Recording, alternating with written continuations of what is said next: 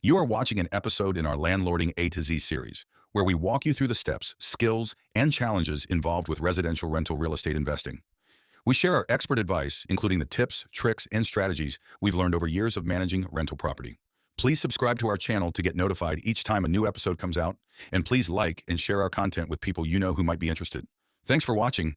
Hey there, welcome to our next episode in our Landlording A to Z series. We are Landlord Gurus. I'm Chris. We've got Eli here as well. The topic today is, should you hire a property manager or do it yourself? So the previous episodes, we talked about whether buying rental property is a good investment and for you, and how to kind of best identify and go about securing that rental property. So now, once you've done that, you've gotten those first steps out of the way, you got the decision to make. You got to weigh whether you want to hire a property manager to manage that new property or do it yourself. So you need to consider, whether you have the time, ability, and desire, or whether that property manager is a better option. So we'll talk more about that today. Just to recap our previous episode, we discussed the various tasks that you'll need to cover. Some of the skills you may need to learn when self-managing, things like finding tenants, navigating laws and rules, managing maintenance, and bookkeeping. So, we'll put a link to those previous videos up. We'll put a link to our site, other resources, and make sure you like, subscribe, follow, and share our YouTube channel so that you're notified when the next installments come. So yeah, take it away, Eli. Okay, so once you have identified your rental property, you've purchased your rental property, there's some things you're going to want to consider when you're making this decision about whether to hire out the management or to do it yourself. So one is geography. Where is it versus where you live? Is it a long way? Even just like far across your own town can be an issue, if you're busy otherwise. What's the scale, kind of the scope of your investment, your rental property investment portfolio? So do you have, or are you planning to have a whole slew of rentals, or is it just a one-off? What are your time constraints? How much time do your job or your family or hobbies take up, and can you really manage the time to manage yourself? And then what are your areas of expertise or lack thereof? And how complex is the property? That not all created equal. Single family home can be fairly simple, whereas if there may be systems in a larger building that could add some complexity. And what do you want your focus to be on in your endeavor of investing in rental property? Do you want to focus on finding new rentals? Do you want this just to be a one-off, and management is the key? What are your goals, and how do your efforts fit into that? So definitely, yeah, those are all things that we would encourage you to consider when making that decision. And also, it's probably good to talk about here is how much does hiring a property manager cost? Because there are costs, some pretty significant costs in hiring a property manager. And we've talked about this before. We have an article on our site. We've got a property management calculator, things like that. So just to sort of give you an overview of the costs that you might encounter when using a property manager. They're going to charge a percentage-based, usually, most of them will charge a percentage-based fee, usually in the 8 to 12% of total rent. Some of them will charge a fixed rate, like a flat fee that could be in the hundreds of dollars per month. It at least gives you an idea of kind of how much it's going to be on a monthly basis, but still, again, that definitely adds up. And then a lot of property managers also charge other fees, such as placement, if you have to find a tenant. At lease renewal. So when the first lease comes up, they got to renew it, they'll charge you again. And again, it could be anywhere for that placement, anywhere half a month or a month of rent, lease renewal, maybe they charge you another half a month's rent, who knows? They all vary. Some managers will charge you a setup fee, like when you first sign on with them, just right off the bat, like you're going to work with me here, you pay a setup fee. Sometimes there's a vacancy fee. If there's a property that is not rented and they're not making that percentage of that rent, they'll want to recoup some of that with a vacancy fee. We've seen travel surcharges. If they have to go out to the property, they're just going to bill you for that trip. Maintenance coordination, if they got to work with a contractor, they're going to take some off that too. Eviction fees, if they have to deal with an eviction, obviously that's costly, and they will charge you their rate for what they're involved with doing. Termination fees, other hidden and other fees, and we've talked about a lot of this, so they can add up. It's something to consider. Encourage you to, if you are going to go with the property manager, find out what they're charging, and make sure you get all of that and understand all of that up front. Right. You're right. And Chris may be tipping our hand to how we feel about this. I actually have hired property managers, and while I think they're very good ones, that it's very important to know that there's the top level fees, and then there's usually smaller, Yeah, I think I remember an earlier video, Eli, where you did go through, all the different fees that your property manager was charging you from. That's right. Yeah. Yeah. I forgot about that. Okay, so let's talk about pros and cons of hiring a property manager, and we'll link to that article that Chris mentioned about on the site about whether to hire a property manager or not. So some of the pros of hiring a property manager are that they can manage the process of marketing, vacancies, screening applicants, and writing the leases, managing the maintenance requests that come in, and managing routine maintenance that needs to be done. So that's a big time savings. They can also deal with tenant issues, complaints. This just takes that kind of insecurity about when something's going to come in off the plate for you. And, it can be taxing to have to deal with complaints, requests, conflicts, all that type of thing. That phone call at midnight. Yeah, that's the dreaded one. So the property managers will generally collect rent. They'll enforce any of the leasing terms. So they're handling the day-to-day, and there's more to it than you might think sometimes. Like Chris said, if they do have to handle an eviction or legal issues, they'll do that, and they generally have all the forms, and resources needed for that. And then they'll generally be pretty well attuned to what the local laws are and keep you astride of all that type of thing. And generally they do the bookkeeping and reporting. So you get a statement at the end of the year that's generally most of what you would need to send to your accountant. So that's a time savings as well. Yeah. So there are, like Eli said, there are some pros to that. There are also some cons to hiring a property manager, which I'll get into. As we talked about before, the property manager will charge you a fee for their services. And, as we said, they can add up. Property managers, and a property management company is a business, so they're going to make sure they get paid for that as well they should. But this can reduce your cash flow and your profitability. So all the stuff that we talked about before in terms of whether it makes sense to buy a rental property, some of that just gets taken away right off the top with the property manager. The property manager might not have the same level of care and attention to detail as you would have for your own property, right? It's your own thing. You're going to make decisions that might be different than what the property manager would do. And so they may, you might disagree with the decisions they make, or they might overlook some things that stand out to you because you're familiar with that property. So that's something to consider. Property manager might have conflicts of interest or loyalty with other clients or vendors, right? And they might favor certain tenants even, or certain contractors over others. And and it wouldn't be surprising if sometimes they receive kickbacks or commissions for referrals for, their business. So there's just things to consider that your interest might not be aligned with theirs.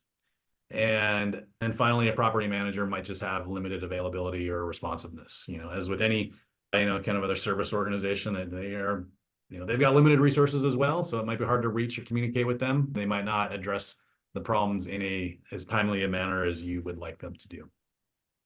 Yeah.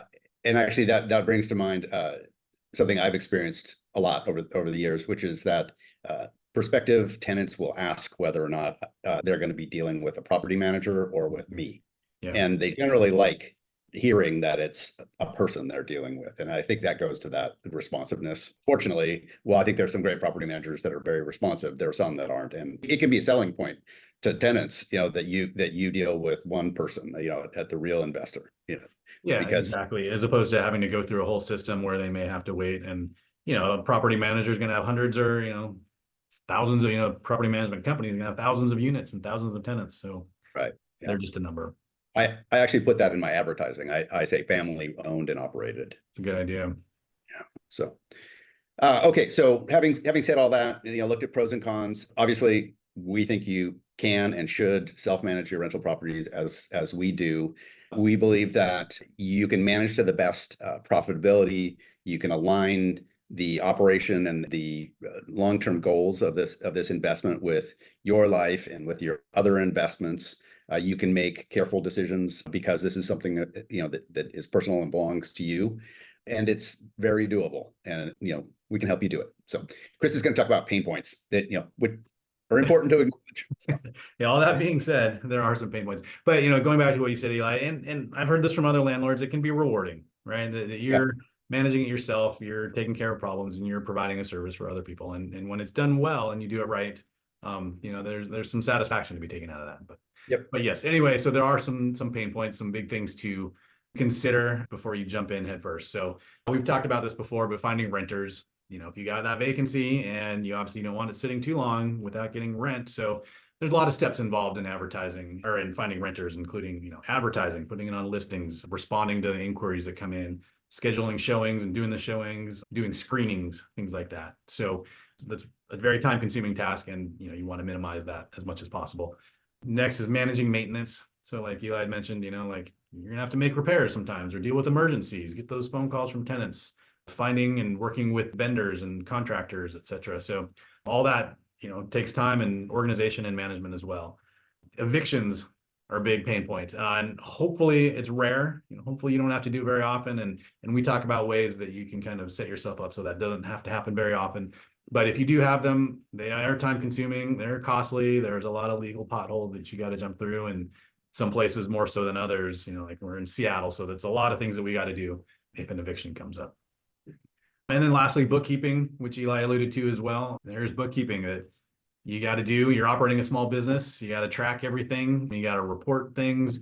Even if you're hiring an accountant to do your taxes, you still need to do a lot of prep in advance of that to get them all the information that they need so that they can do your taxes for you. And that's one, bookkeeping is one of the things that often falls to the wayside until, tax time. And then it becomes a major problem as well. So yeah, those are, some of the big pain points, and they are and can be painful. Yeah. We'll talk about ways to kind of help alleviate that though. Exactly. And one interesting, relatively new development are these services that are kind of a hybrid of self-management and property management. And we call it hybrid property management service. So generally it's a combination of software, property management software, and then kind of a la carte services. So, and here are a couple examples. One is Hemlane, and they have a free property management software product that you can advertise on. You can take applications, you can do the screening, you can do rent collection, I think even, signing leases. But then they also offer add-on maintenance management, maintenance coordination services, which are not free. You do have to pay for that, but it's a big benefit.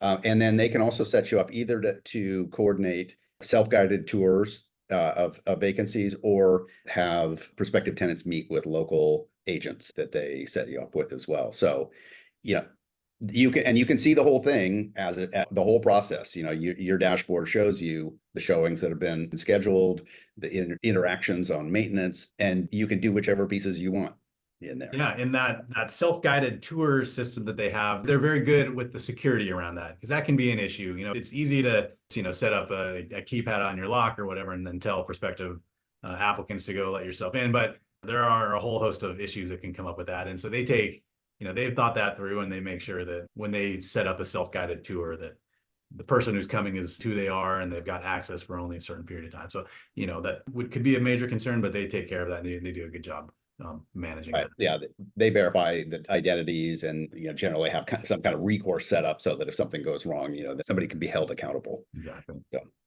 Rental Riff is another company that has an interesting model, and they basically have what they call property specialists. Generally, they're handy people who can either do some repairs or coordinate repairs, or be somebody that just goes to the property when you need to have the door opened or go to check on something. So it's kind of a boots on the ground approach. And each of these are flat fee products. So, with Hemlane, I can't remember, I think it's $30 per, a flat fee plus $30 per unit per month. And Rental Riff is a little more than that, but you're getting an hour of that specialist's time per month for each unit, for example.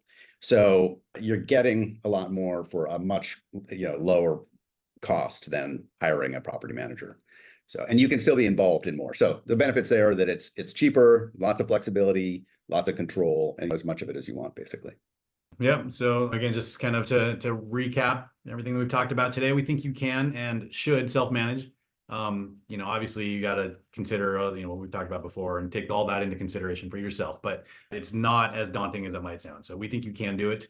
As Eli had said earlier, it improves your profitability. You maintain control of that investment. And it's a significant investment, right? A rental property. It's a lot to be just turning over the keys to somebody else. So if the idea of maintaining that control is important, you can self-manage to take care of that.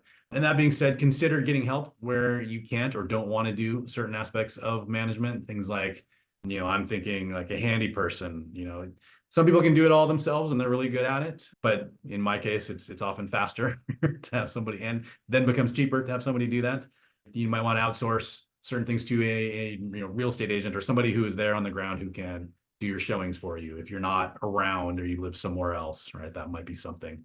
And then, in terms of bookkeeper, if you don't want to manage that spreadsheet, or you're not so good with QuickBooks, or that you're just not going to do it on time, in the way that you need to, then go ahead and outsource that. There's nothing wrong with that. It still, allows you to keep control of certain aspects, and it's still a little bit, it's going to be cheaper than a property manager.